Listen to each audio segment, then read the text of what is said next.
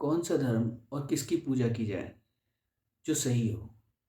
किसी की सुनो वो कुछ कहता है, किसी और की सुनो वो कुछ और कहता है।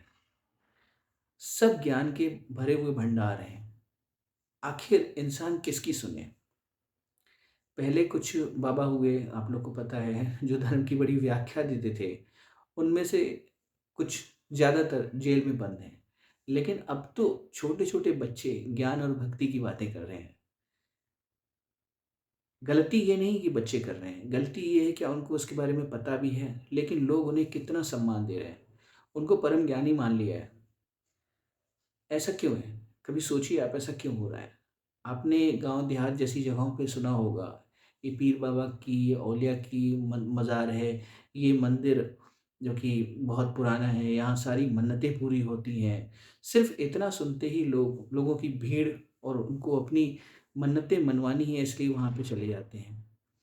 आ जाते हैं। लेकिन बच्चे जो जिनकी अभी बुद्धि भी विकसित नहीं हुई, जिन जैसे कि हम बात करते हैं, उनकी बुद्धि का आकलन उनके आईक्यू से, उनकी नॉलेज से होता है। तो यहाँ पे अगर उन्होंने इस बात का दावा किया कि वो बाबा हैं या अ, संत हैं, बस इतना कहना काफ़ी है, उनकी सारी गलतियाँ माफ़। वो स्कूल जाएँ, एजुकेशन लें, स्कूल जाएँ, ना जाएँ, लेकिन वो सब खत्म हो जाता है क्योंकि वो अपने आप को बाबा मानते हैं। क्योंकि लोगों में खुद से इस बात का आकलन करने का की दृष्टि नहीं है। लोग इस तरह से, ये एक भेड़ चाल चल रही है, जो कि 2 लोगों ने फ़ॉलो किया तो 3 भी फ़ॉलो करेंगे, 4 भी करेंगे, इस तरीके से। क्या लगता है आपको, मैं आपसे पूछना चाहता हूँ कि कौन-सा मठ या कौन-सा बाबा या कौन-सा बच्चा और क्या सिखाते हैं ये भक्ति, कितना आडंबर चल रहा है। एक है अमोघ लीला, जो कहते हैं कृष्ण भक्ति हो, कृष्ण भक्ति ही परम भक्ति है। एक हैं बालाजी वाले बाबा, जो कहते हैं कि बालाजी में आओ पर्ची बनवाओ।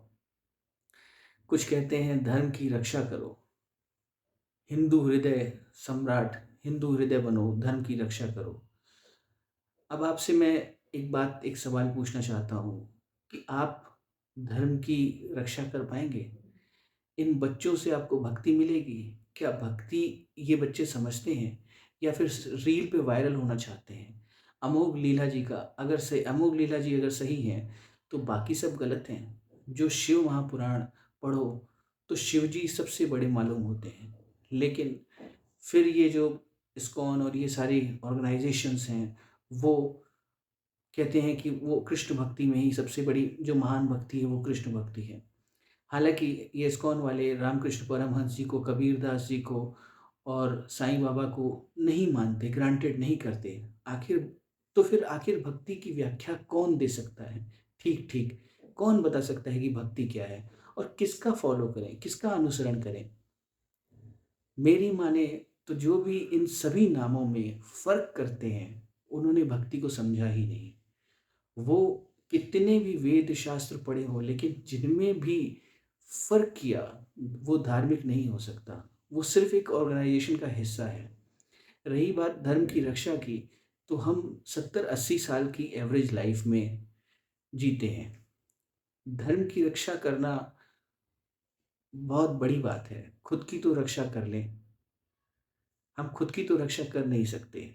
मान लीजिए कोविड आ जाता है, अभी दोबारा कोई ऐसी महामारी आ जाती है, जो कि नहीं कहनी चाहिए, अगर ऐसी आ जाती है, और ऐसे में सारे कुछ ज़रिए जहाँ से हम खाते-पीते हैं, वो सब चीज़ें, दुकानें बंद हो जाएँ। ऐसे में हम भूखों बैठे हों और कोई ऐसा अधार्मिक इंसान आके हमें कुछ खाना ऑफ़र करता है, और हमारे पास कोई विकल्प नहीं है उसको खाने के अलावा, और हमने वो खाया, तो आप बताइए धार्मिक कौन हुआ? हम हुए, या वो इंसान हुआ जो अधार्मिक होते हुए भी, हमारी नज़रों में अधार्मिक होते हुए भी, हमने हमें खाने का ऑफ़र किया जिसने? तो धर्म इतना मुश्किल नहीं है, इतना टेढ़ा भी नहीं है, लेकिन हमने उसको खुद कॉम्प्लिकेटेड बना दिया है। सिर्फ़ इस झूठ के आडंबर में, इस प्रतियोगिता में कि कौन सही है, कौन गलत है। मेरा वाला सही है, तुम्हारा वाला गलत है। रही बात कट्टर हिंदू, जो आजकल बहुत फ़ेमस शब्द चल रहा है, कट्टर हिंदू। तो जहाँ तक मैं जानता हूँ, मैंने जो सुना है, वो ये कि कभी हिंदू कट्टर हो ही नहीं सकता। हिंदू उदार होते हैं। उदारता का मतलब, कट्टरता का मतलब क्या? क्या कहना चाह रहे हो आप? कि एकदम पक्के वाले हिंदू। तो कच्चे वाले क्या होते हैं फिर? हिंदू कभी कट्टर नहीं हो सकते, मैं आपको बताऊँ। जो कट्टर हुए वो हिंदू नहीं हो सकते। इन दोनों में बड़ा फ़र्क है, ज़रा बारीकी से समझने वाली बात है।